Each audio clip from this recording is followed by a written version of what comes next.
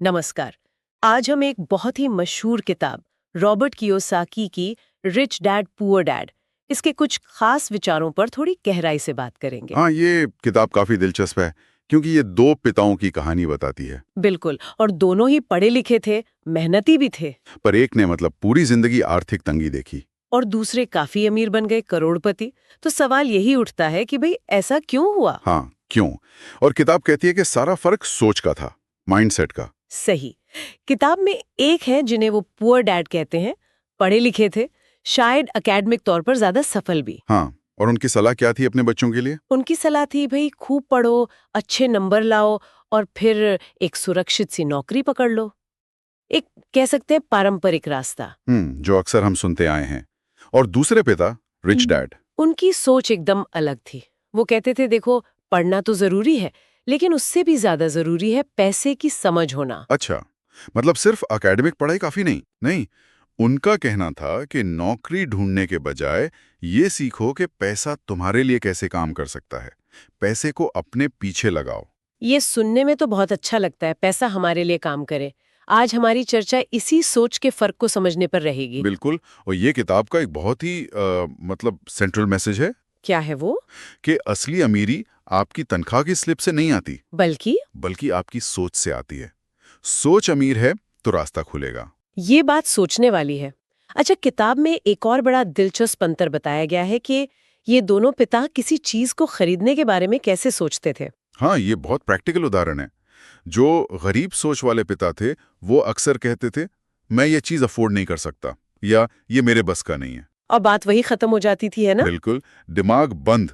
लेकिन जो अमीर सोच वाले पिता थे, वो क्या कहते थे? वो सवाल पूछते थे। वो कहते थे, मैं इसे कैसे अफोर्ड कर सकता हूँ, या इसे खरीदने लायक कैसे बना जा सकता है। हाँ, तो एक जवाब था और दूसरा एक सवाल। सही। पहला सोच को रोक देता है, दूसरा दिमाग को दौड़ाता है, रास्ते खोजने पर मजबूर करता है। ये तो मानसिकता का जमीन आसमान का फर्क हो गया। हाँ, और यहीं से वो बात आती है जो रिच डैड कहते थे, पैसे को अपने लिए काम पर लगाना।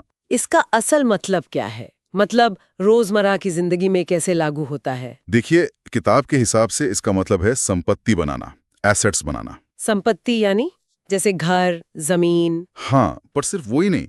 संपत्ति कोई भी ऐसी चीज जो आपकी जेब में पैसा डाले, भले ही आप एक्टिवली काम ना कर रहे हों। अच्छा, जैसे किराए पर दिया हुआ घर या स्टॉक से मिलने वाला डिविडेंड। बिल्कुल, ये सब संपत्ति हैं। और इसके उलट होती हैं देनदारियां, यानी लाइबिलिटीज। लाइबिलिटीज जैसे?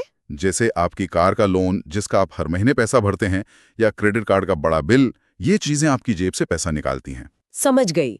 तो अमीर सोच संपत्ति जमा करने पर ध्यान देती है। हाँ, और गरीब सोच वाले लोग अक्सर अनजाने में देनदारियां बढ़ाते जाते हैं। महंगा फोन ले लिया ईएमआई पर, बड़ी गाड़ी ले ली लोन पर। और फिर उन्हीं के बिल भरने के लिए जिंदगी भर काम करते रहते हैं। बिल्कुल, इसी को किताब चूहा दौड़ या रैट रेस कहती है। बस बिल भरने के लिए भागते रहना। तनख्वाह आई, बिल भरे, पैसा खत्म, फिर अगली तनख्वाह का इंतजार। ये तो बहुत से लोगों की कहानी लगती है। किताब इस बात पे भी जोर देती है कि हमारे स्कूल इसमें हमारी मदद नहीं करते। हाँ, ये एक बड़ा मुद्दा उठाते हैं वो।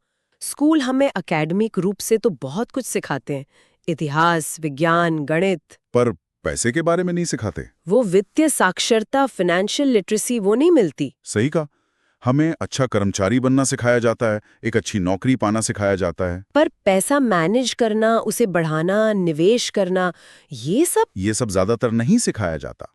और यही वजह है कि कई बार बहुत पढ़े लिखे, अच्छी तनख्वाह वाले लोग भी पैसों को लेकर परेशान रहते हैं। क्योंकि कमाना तो आता है, पर उसे संभालना और बढ़ाना नहीं आता। बिल्कुल। किताब का तर्क है कि असली अमीरी आपकी इनकम से नहीं, बल्कि आपके एसेट कॉलम से तय होती है। आपकी संपत्ति कितनी है जो आपके लिए कमा रही है। तो मतलब सिर्फ पैसा कमाना ही काफी नहीं है। नहीं, उसे सही जगह लगाना, उससे और पैसा बनाना, वो ज्यादा जरूरी है। ठीक समझें। फोकस सिर्फ इनकम बढ़ाने पर नहीं होना चाहिए, बल्कि इनकम पैदा करने वाली संपत्ति बनाने पर होना चाहिए। ये एक तरह से देखने का नजरिया बदलने वाली बात है। हाँ, ये मानसिकता का ही खेल है। गरीब सोच वाले खर्चों को जरूरत मानते हैं, टाल नहीं सकते।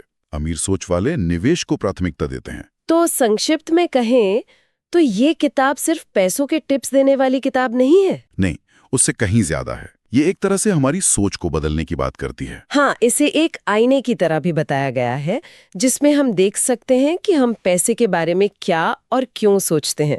सही।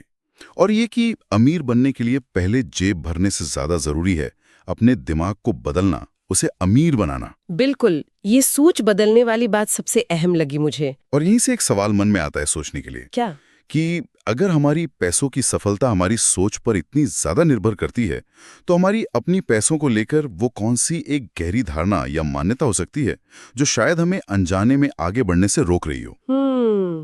ये वाकई सोचने वाली बात है, अपनी उस एक लिमिटिंग बिलीफ को पहचानना। हाँ, उस पर विचार करना शायद पहला कदम हो सकता है।